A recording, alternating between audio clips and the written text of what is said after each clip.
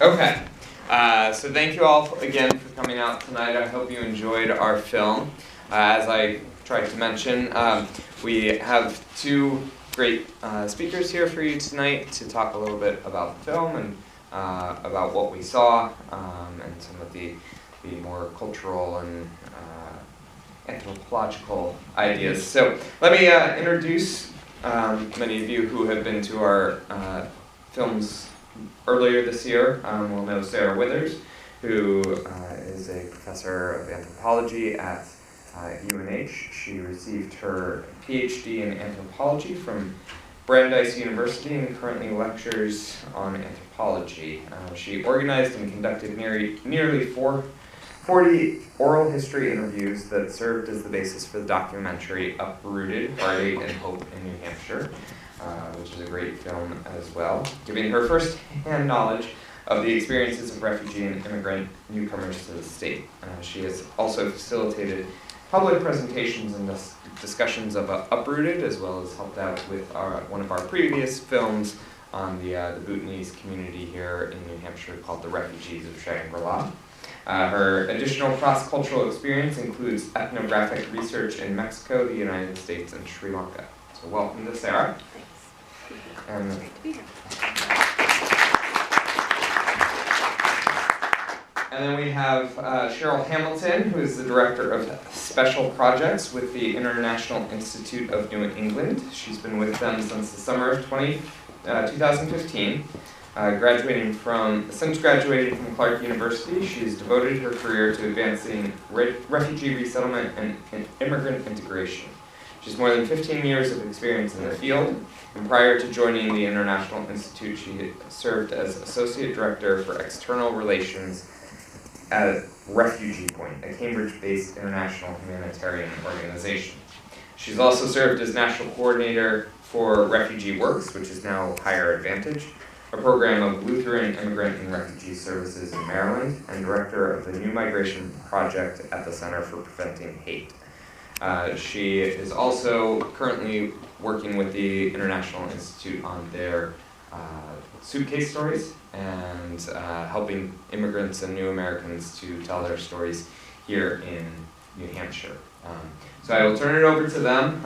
We'll reserve one microphone for audience questions, and we can go ahead and get started. Welcome, guys. Thank you so much for being here. It's nice to look out and see a few familiar faces from all three of the films. And like Tim said, it was really my pleasure to get to be here for all three of them. I just have a few very quick things to say, and then I think we would love to get your questions and feedback and comments about what we just saw. But if any of you guys were lucky enough to be able to go to all three of the films, or at least one of them, I think this film series has been great in kind of setting a really nice kind of broad look at human movement in general, like starting with Human Flow, this huge, sweeping, beautiful, long film about human migration, literally the millions of people who are moving around the world and why. And then we moved to Enote's Arc, which was, for those of you who were here, you will remember, right, all about climate change, refugees, and asking the question of about human migration and movement on a national level. So what happens when nations disappear? What happens to those nations, but also to culture and your national identity, and who gets to kind of deal with those kinds of questions? And then this film does such a powerful job of bringing it local. Obviously not literally into our backyard here in New Hampshire, but I think really asks us through this film to think about how we see our neighbor here, right? Or at least it can raise those questions. And as I was taking notes today when I was watching it, I kept asking myself questions. So things like, do we really even know the story of the person we live next to? Do we know the story of our neighbor? Whether that person is New Hampshire born or not. What would happen if we asked? How might that change our perspective or our understanding, the way we act toward other people, to that person or other community members? How might it change someone else's life? And I think this film really kind of brought those types of questions up for me, and I think the doctor in the film really kind of drove that point home. He was talking about, as humans, right, we have this responsibility to act humanely toward others. And when he was talking just now, I jotted it down and said, what does it mean, excuse me, in our New Hampshire community here to help out, right? He talked about how it's our responsibility as humans to help out others. So what does it mean for us here? So those are all kind of the bigger picture questions that it raised for me, and I don't know if you have anything to add before we open it up. Sure you do. First of all, thanks for the invitation. My first job in my career was at the World Affairs Council in Boston, so those are coming full circle. Very quickly, if you don't know who the International Institute of New England is, we are a 100-year organization that has been welcoming and assisting newcomers to New England. Are based in Boston, Lowell, Massachusetts, and Southern New Hampshire. And we do basically 5 areas of work. We do refugee resettlement in here in New Hampshire, for example. We do English instruction, employment, legal services, helping people get green cards and citizenship. And then the program that I have a bias for is our amplifying our voices of immigrants, refugees, and those of us whose lives have been touched by it. We do this through a program of Suitcase Stories. We take it all over New England to schools, businesses, and elsewhere. And tomorrow, we actually have a show in Barrington, New Hampshire Middle School, where we're going to perform for all the 8th grade. And similar stories. I mean, for me, there's so much in that I can unpack, as we say in Suitcase Stories, in that piece. But as you just said, it's the connection that we have with people, regardless of our backgrounds, that really resonated. And also giving voice, giving people a place to tell them. And my criticism or questioning of the public narrative around immigrant stories is that they're often too similar and simplified, right? Someone flees their country, they come here and the American dream works out for them. We know that that's not true, maybe not the American dream for some people, but just the nuanced moments of those journeys. So I just loved, they just reflected so many of our clients. So I can talk more about that, but we want to jump right in and hear what you're interested in or your reflections. Anybody? All right, well, I've got a question. Or I can. No. So can you tell us a little bit about those similarities and differences from what we saw in the film to the stories that you hear with your clients and with the Suitcase Stories? Sure, so Suitcase Stories features U.S. and foreign-born telling their stories. We've had over 95 people from different nationalities get up. More than 50% have never told their stories. And I was just jotting similarities, and even from the first scene of displacement when they were, the supporters were fully clothed, right, and they're concerned about the medical or issues that they're bringing for health concerns. Anna Foster is a woman who's Cuban. She got resettled here to New Hampshire, and she describes being as a young girl on the airplane coming to Miami, and then going, and the stewardess and the humanitarians going down the aisle and spraying them all with disinfectant, right? And that's her welcome. Like, who am I? And am I welcome here? Then we jump ahead, and there's a scene where we see, well, we've seen this through the whole movie about the boats and having them start to deteriorate and the people being victims of that. We have a now volunteer with us who's also on our advisory council who came from Vietnam. And the humbleness of so many people that stand up on stage and tell their stories. When I went to her and I said, I'd love you to perform. I mean, I want you to share your story. She goes, oh, mine's not that interesting. And our clients and other people in the community are more valuable. And I was like, well, just, humor me.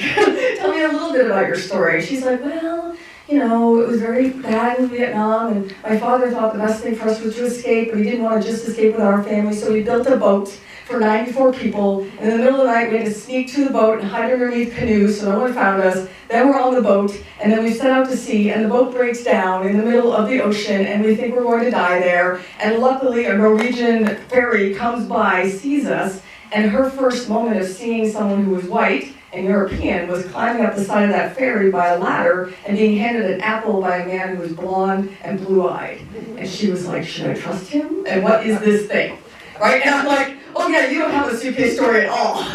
But she then jumps ahead and she's now helping people in similar situations. I mean, the scene with, all of these African men. So I used to work in the refugee camps and I worked with many people from Sudan. And one of the speakers tomorrow at the middle school is a Sudanese man who was displaced at the age of 3 months.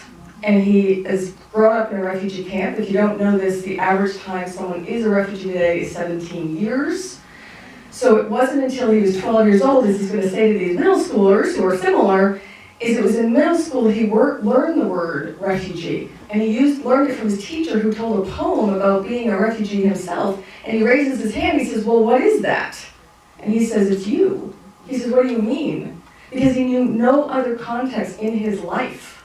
He didn't know that this is how the world, didn't operate. So he's going to talk about the appreciation of finally being able, at the age of 21, come to the United States, live in Lowell, Massachusetts, and be the voice for the voiceless.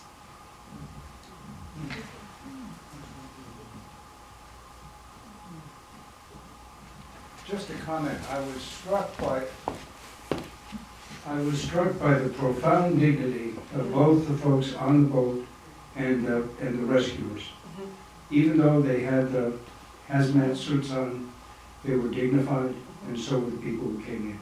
Stunning. Yeah, absolutely. No, another thing I love about it, and please jump in here, is that this movie didn't make anybody a victim. They made people in situations of vulnerability, but I thought that the resiliency that they displayed, and you don't often hear this in modern narrative either, it's like we must help people. Now we should be helpers, as Mr. Rogers would say, but that doesn't mean that it isn't a mutual relationship. It doesn't mean that all of us couldn't gain something of humanity, and I think that that's what those individuals. I also, with the doctor, when he said, everyone thinks I'm not affected by this, but I still am. I've been in this work for 20 years, and I would like to say I could be sanitized to a movie like that. I'm not, and I can also tell you that there are many clients that it just breaks your heart. But the reason you can stay in this field for 20 years is because of the resiliency. And to see women like Zainab from Syria, who's now a suitcase storyteller and came through our program, who when she came to this country knew no English when I met her, and was the oldest of her siblings, which meant at 18 she had to go to work in America. So she immediately started working at Walmart, and then because of some bias by other employees and people who shop there, she changed to Dunkin' Donuts. She would work all night long at Dunkin' Donuts. She would get up the next morning, come to our English class for 4 hours, go home and sleep for a few hours, go to the later adult English class in order to get to community college quickly. And within 2 years, knew enough English that she stood on stage in Boston in front of 400 people and told her story in English, broken but compelling.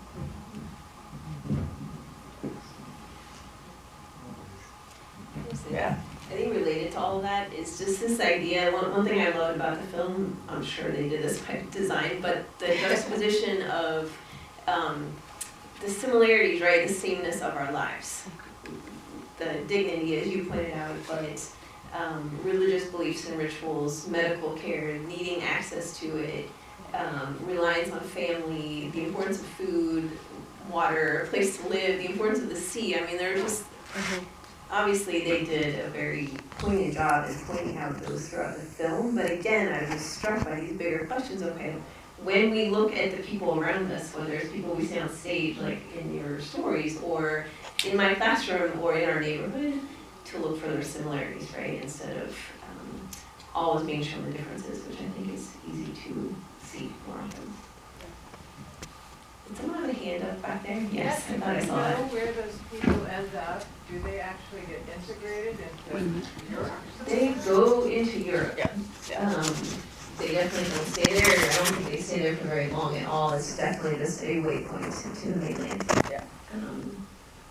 And the situation in the EU is such that I think where they go and how long they stay, wherever they land, it's changing. Changes. And it's not unusual not only to go to Europe, but end up in Central America. So we're seeing a migration of Sudanese. So they might displace over to Sudan, to El Salvador and Guatemala, where people there are fleeing, right, and get caught up in that. I was also, to the point of the nuanced stories, we have a young man that works in our office who was Guatemalan, but his family's from Korea. So in Guatemala, he would be, people were bullying him, a young boy, because they're like, you're different than us. So then his family managed to save enough money to send him to Texas to go to school for a short period, and there they were like, oh, you're Chinese. And he just, wherever he went, couldn't seem to fit in. And that really traumatized him as a young man. And it wasn't until he went to China for real and met some other young men that those men said to him, I'm so jealous of you. You've seen the world in a way that I never have. And for that, and he's going to tell that story on stage more. For him, he had to find a gift and a meaning in his own journey. And I think that's part of what these kind of stories do for people. You're reflecting your own life and trying to figure it out while sharing it with others. Is it right here? Oh, right here, yes. Yeah, we can. Thank you so much. It doesn't feel like our country is in a particularly welcoming moment. I believe we accept some thousands of refugees a year when there are 65 million or more around the world. Any thoughts from your work as to how we individually or the country might become more welcoming and recognize the need? You can start. So obviously, as someone who stewards storytelling, I think that's really powerful, but also having historic reflection, right? So during the Cambodian crisis, we welcomed 2.2 million Cambodians to this country. We welcomed over 1 million Vietnamese. And when I started my career, we welcomed over 80,000 refugees, which is a small percentage. We actually were third in the world per capita for refugee resettlement. We were less than Iceland. So when we put this in context, there's 65 million refugees in the world, and that's just the count for refugees. And so we know we need support. But to your point of welcoming, even because of the reduction in refugee resettlement under the current administration, we're only at 15,000 out of a cap of 30,000 this year, which is nominal in the world crisis. But of those, 58 have come to here in New Hampshire that we were able to support. We used to welcome 650, but like every resettlement agency we've had to reduce. And in fact, half the agencies in this country are shut down because of the reduction. Many of my colleagues around the country lost their jobs, and they lost the ability, more importantly, to help newcomers. But for those 58 people, that is a transformative experience. And they will tell you that the most helpful thing is actually not just the assistance with maybe English, but actually reaching out as a neighbor and inviting people into networks that you may have already had. And the example I use is that, all of us work, or maybe many of us work, you've worked together already. Many of us may have an association with a faith community. Many of us have activities we just love. The reason I started Suitcase Stories was I just love storytelling. And I thought, that would be a natural way to invite people to be part of a community. You might be into a sport, you might have a craft. I encourage you to get people into that because we've seen that someone's trajectory in their community, economically, socially, with health access, all increases when they have more people they know. So that's one way to start for sure. Obviously there's advocacy, public messaging, all of that would be really valuable right now. But I will say there's two sides to this coin. One is we are in a very challenging period in this country, no question about that. I've had to have some very difficult conversations with clients. I started my field in Lewiston, Maine, welcoming Somalis, and the first person I had to tell after the ban was a Somali woman who had been waiting 26 years to have her mother come to this country and was turned away now and will not be coming, and whether they see each other again, I don't know. But on the flip side of that coin, silver lining, we had 5 volunteers, for example, in Lowell before the election. After the election, we had 450 people on our waiting list. So there's ways to reach out.